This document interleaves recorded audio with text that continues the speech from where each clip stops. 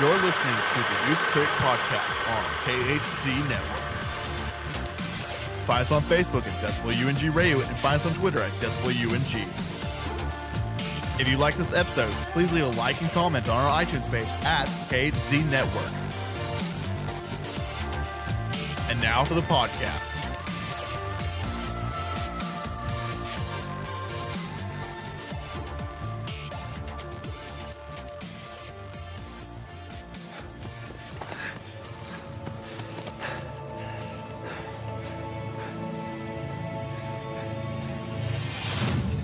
Michael, thank God. Look, I got a situation. Arthur Edens just stripped down naked in a deposition room in Milwaukee. You are the senior litigating partner of one of the largest, most respected law firms in the world. You are a legend. I'm an accomplice! You are a manic depressive. I am Shiva, the god of death.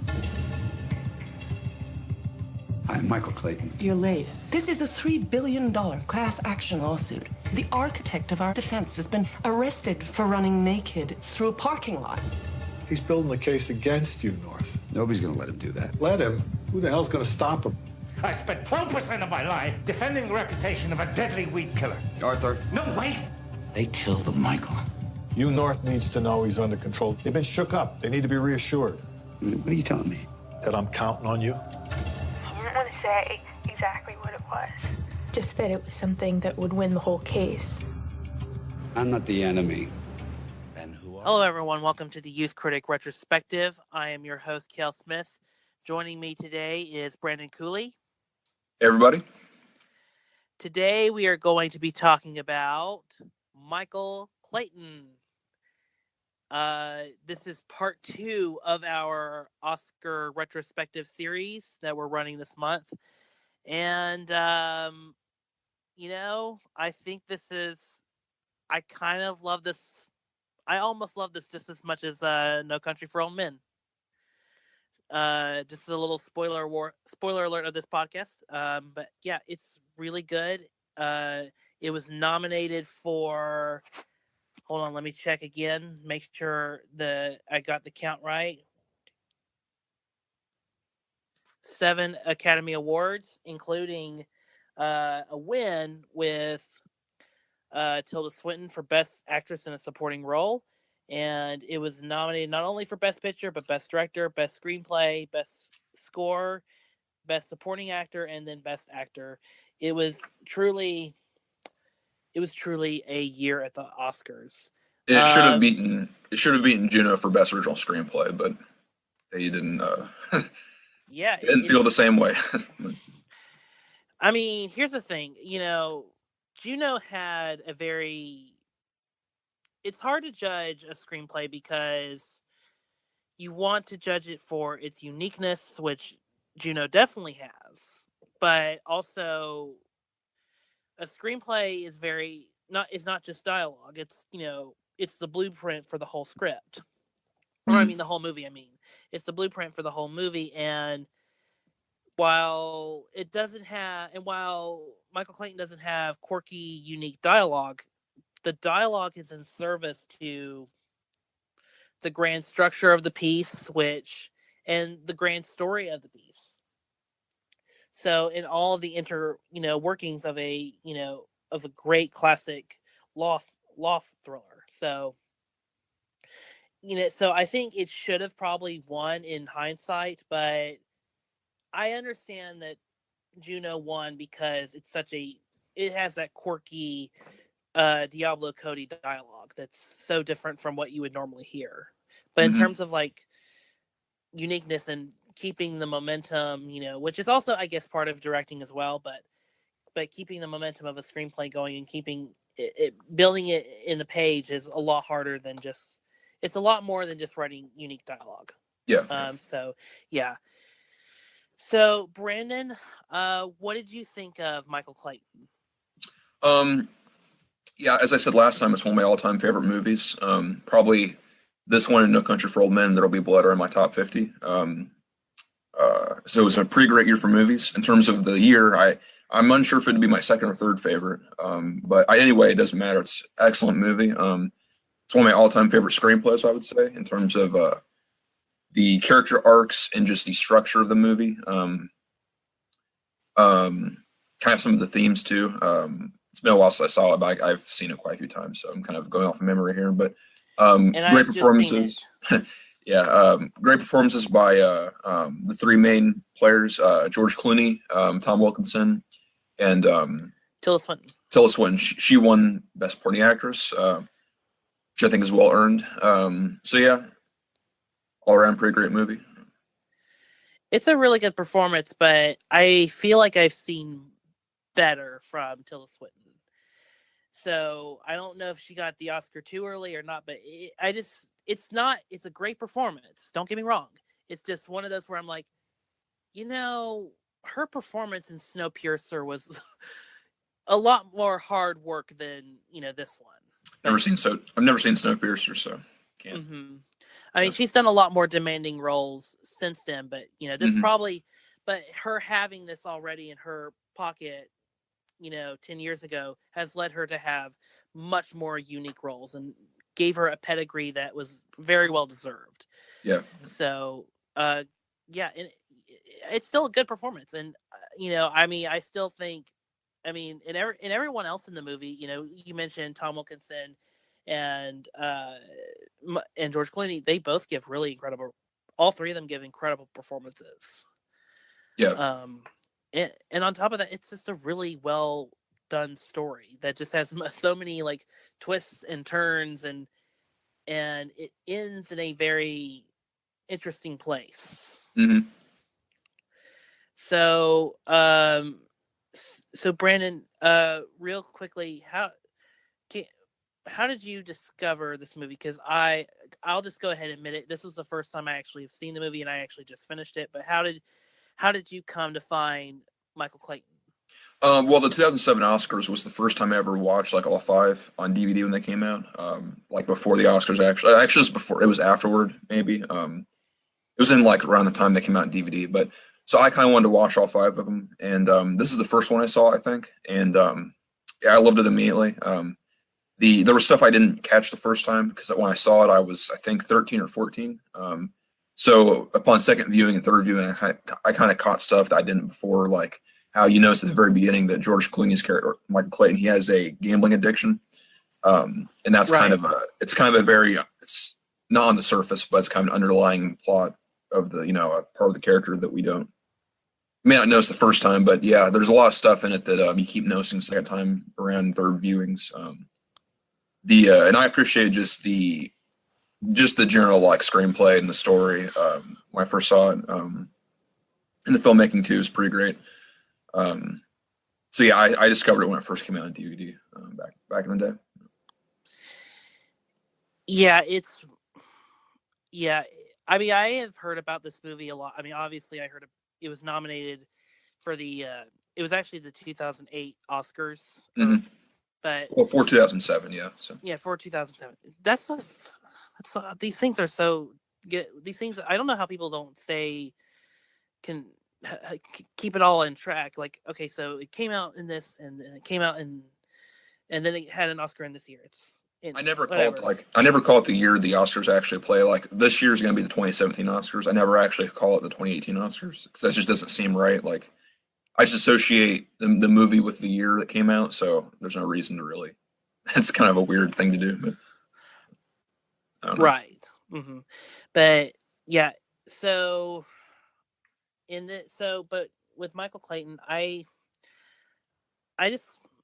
loved how from the get-go you knew in 10 minutes who this person was. Like you knew that he wasn't just the typical lawyer. He is, as he describes himself, as a very well-paid janitor that comes up and legally cleans stuff up to and helps the law firm kind of come in and just kind of figure out like how to like clean the mess up enough to where they can fix it.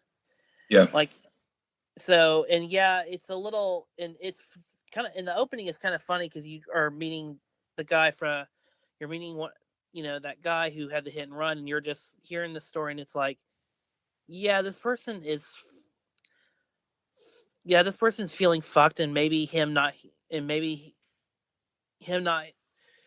wanting to hear that George Clooney's janitor is not the best way to go, and it's kind of, but you know what? He's the guy that they need. He's the guy, and for Clooney, it's like this is an easy fix. I mean, we can, you're a terrible person for leaving for committing a hit and run, but this is an easy fix. This is nothing. Yeah. And that's really the whole tone of the movie, is that these are him and Alan, the Tom Wilkinson character, they're characters that are there to fix the fuck ups of more privileged, more privileged rich people that are just wanting that broke the law, and they're now like, and they need people to come in and clean it, keep them out of prison, and that's really. And it's so funny that this movie didn't come out like a year. If this movie came out like a year or two later, this would have hit a lot harder. Really think so? Oh, I think so. I think it would have hit a lot harder. I think because of how the recession and how it played out, and how, and then the bailout, all that. I think. I'm not sure if it has that much connection to like the recession. I would say George Clooney's movie 2 years later, Up in the Air, definitely did. That was definitely a movie of its time, which is also my favorite movies too. But I'm not sure if this one does necessarily, because it's interesting because it's a movie about lawyers, but it's not a courtroom drama. It's one of the few that are like it's just about the life you have to live as a lawyer and the kind of ethical kind of dilemmas you have to make, right, in the process. So, but yeah, I'm not sure if it's a connection to like the bailout or the recession, because there is no they're not really like doing all this stuff in order to make a living, because they have to in order to put food on the table. It's more about just how friendships are kind of tested through this court case with E-North. Is that the name of the company? E-North. E-North, yeah.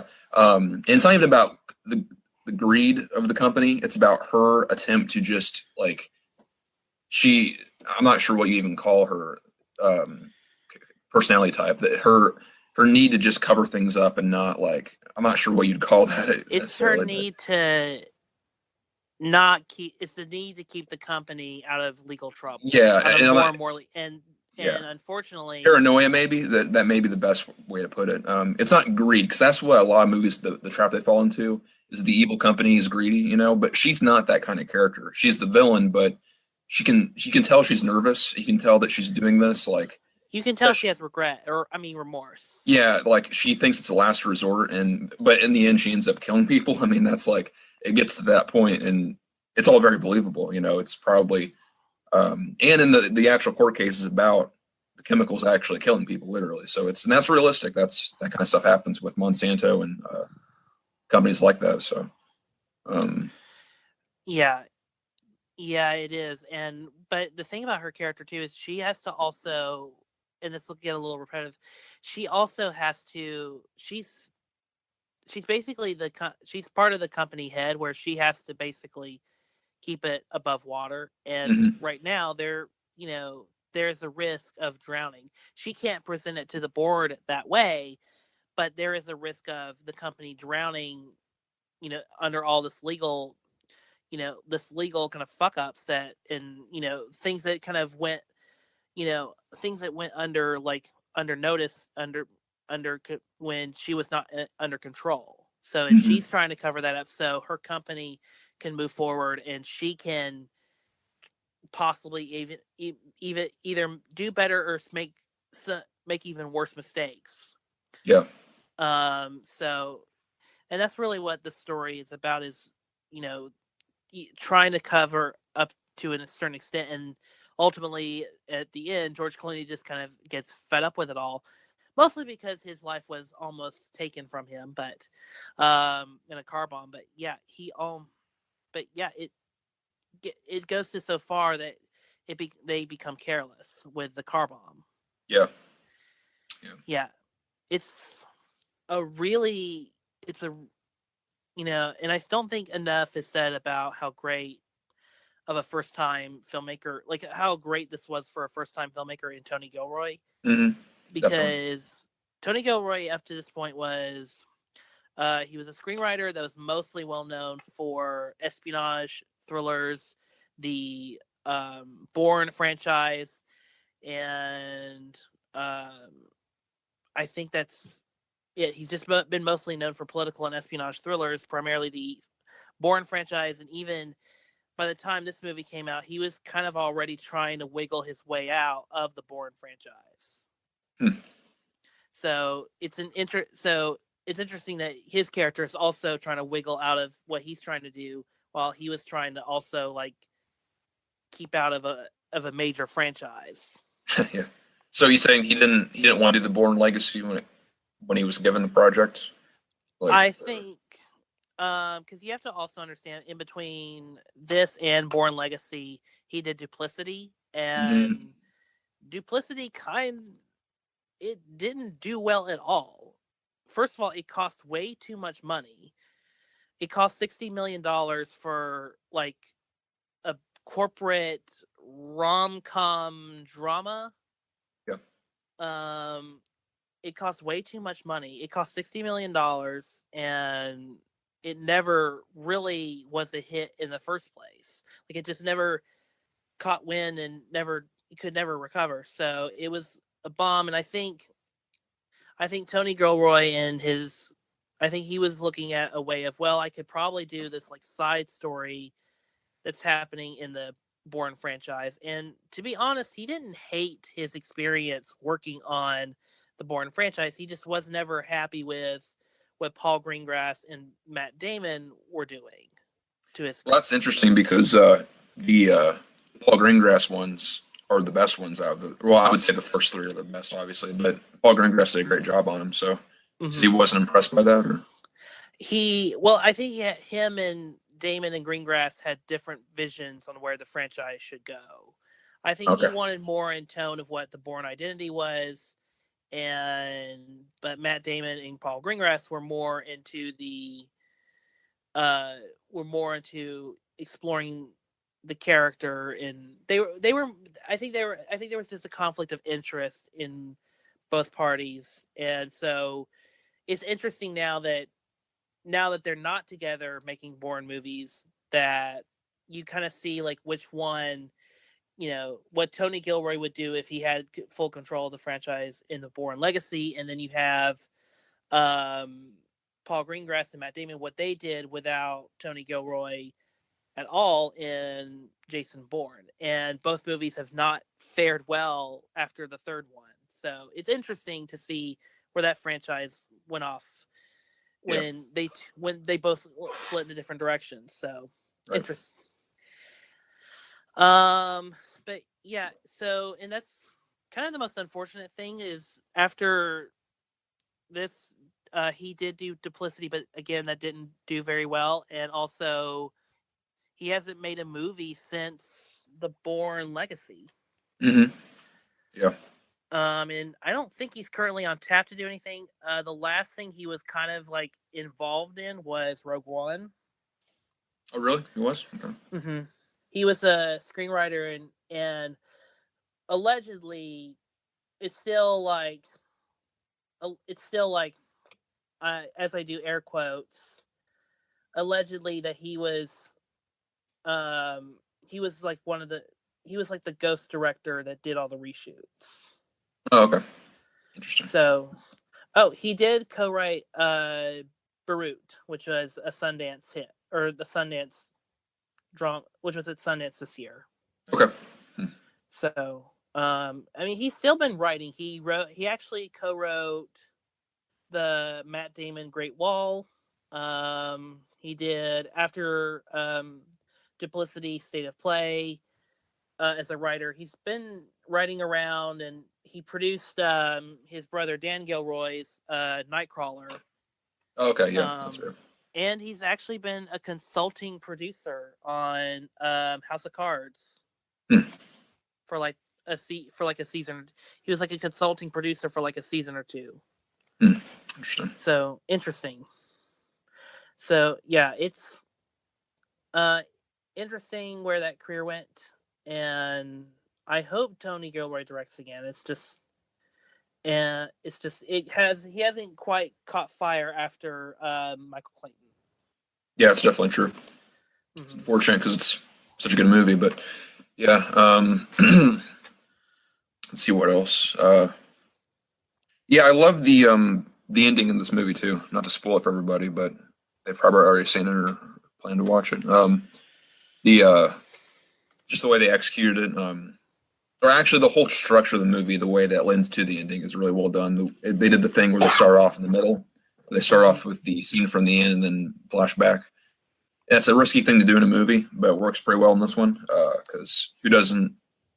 Everybody's pretty much interested in a car bomb, and kind of shows the way how it leads up to that. And some movies don't do it well because they just kind of shoehorn in. I mean, like for example, last night I was watching Don't Breathe. Have you seen that? Yes. And that's a great movie. I really enjoyed it, especially the technical aspects and just the filmmaking. The problem though is that they begin the scene with the ending. Like they had like a quick 30-second like scene of the very last act of the movie, or really the very last scene, and it was really it just reminds you that it's going to end up in that place. You know, it's going to actually like right, yeah. And so there's really no purpose for it. It's not really a hook either because it's a horror movie, so you're not really like it's yeah. So, but Michael Clayton though, it's going to end up in that direction with the car bomb going off. But you don't have much context to what. Yeah, happening. Exactly. There's no context as to why or who's trying to kill him, or if anybody's trying to kill him, or what's the what is the context? Yeah. So that's an effective way of doing it, and not ruining the ending or giving too much away. Yeah, yeah, what's going to happen, but it's kind of like one of the better like episodes of Alias, where they open, with something that happens in the last act of the show, and then they cut back, and then they kind of reveal like how they got there, or better yet, Mission Impossible 3. So yeah, that's a good example. Yeah, I was going to mention Breaking Bad was the best at doing this because they would usually start off an episode with the scene from the last season. But it was always out of context, like the teddy bear in the swimming pool. Yeah, right.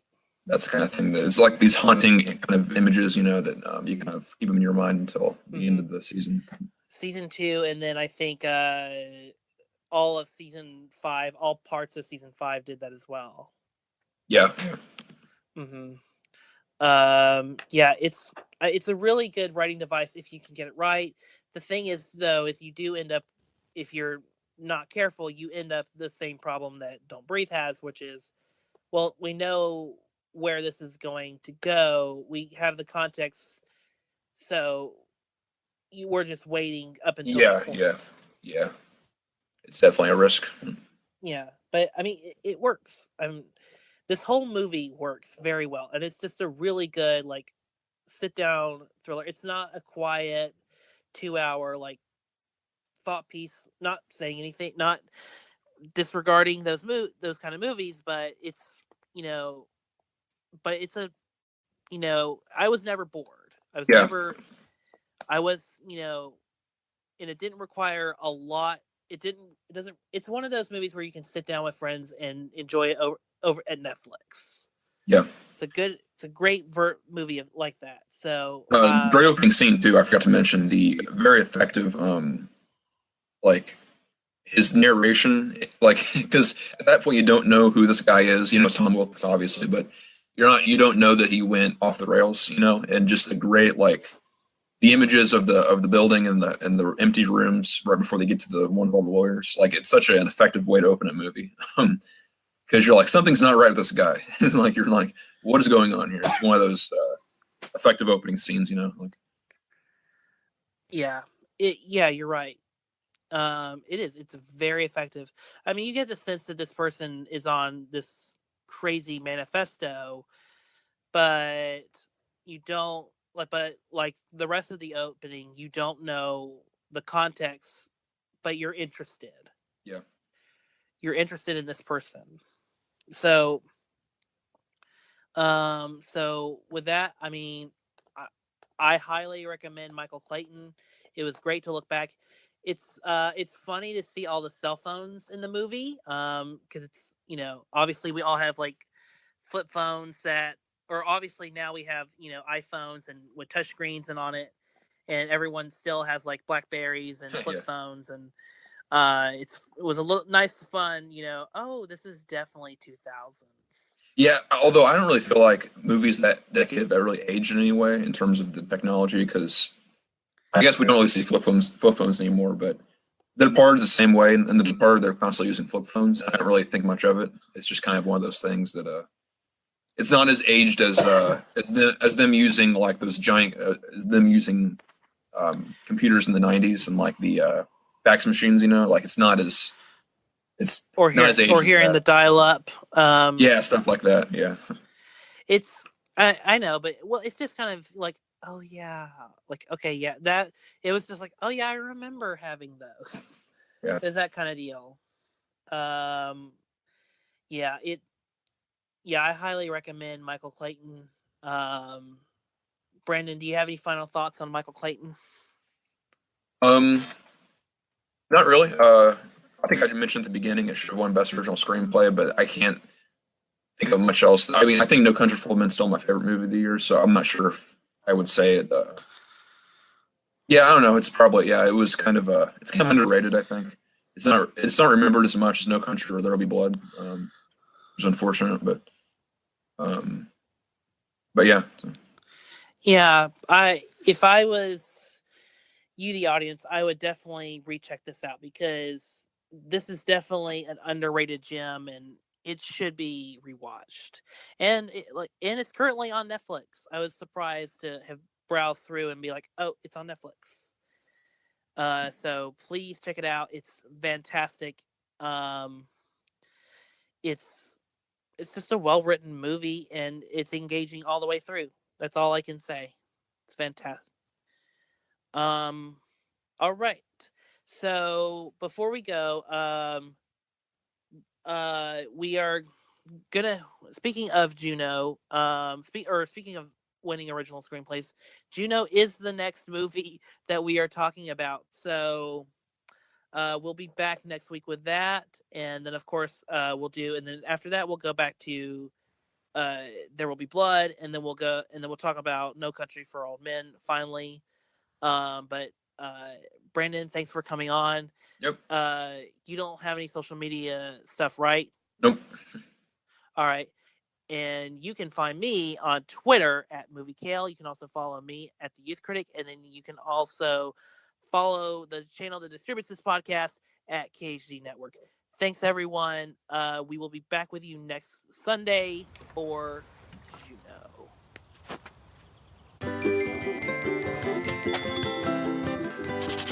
What's the prognosis, Fertile Myrtle? Minus or plus? There it is. Little pink plus sign is so unholy. That ain't no Etch-a-Sketch. This is one doodle that can't be undid, Holmes Gillett. Just tell him. I'm pregnant. Who was the father? It's Polly Bleeker. Polly Bleeker? I didn't think he had it in him. I know, right? Did you see that coming? Yeah, but I was hoping she was expelled or into hard drugs. Or a DWI? Anything but this. I could, have this baby and give it to someone that, totally needs it. You should look in the Penny Saver. They have ads for parents. Yeah, desperately seeking spawn. Hi, I'm Vanessa. Hi, I'm the husband. This, of course, is Juno. Like the city in Alaska. No.